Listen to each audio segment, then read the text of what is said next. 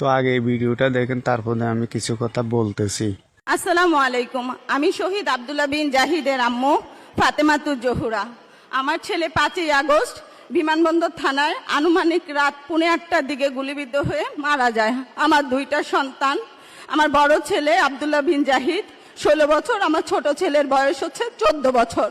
আমার বড় ছেলে মারা যাওয়ার 14 দিনের মাথায় আমার ছোট ছেলের ক্যান্সার ধরা পড়ে, সেটা 3rd স্টেজে। সরকার থেকে এ পর্যন্ত আমাকে বা আমার ছেলের জন্য কোনো খোঁজ খবর নেওয়া হয় নাই। এই মার্চের 18 তারিখে আমার হাজবেন্ড ব্রেন স্ট্রোক করে মারা যায়। আমরা বিএনপির পরিবার থেকে আমার ছোট ছেলে জিসানের ট্রিটমেন্ট বাবদ যাবতীয় খরচ বহন করে, তারা আমার খোঁজ খবর নেয়। কিন্তু যাদের রক্ত দিয়ে আজকে এই দেশ গড়ছে, সেই সার্জিদ হাসনাতকে আমরা 100টা ফোন দিলেও তারা আমার ফোন রিসিভ করে না। এই উপদেশটা, এই তত্ত্বাবধায়ক সরকার আজ পর্যন্ত পারে নাই আমাদের খোঁজ নিতে। আমার হাজবেন্ড মারা গেছে আজকে 3 মাস।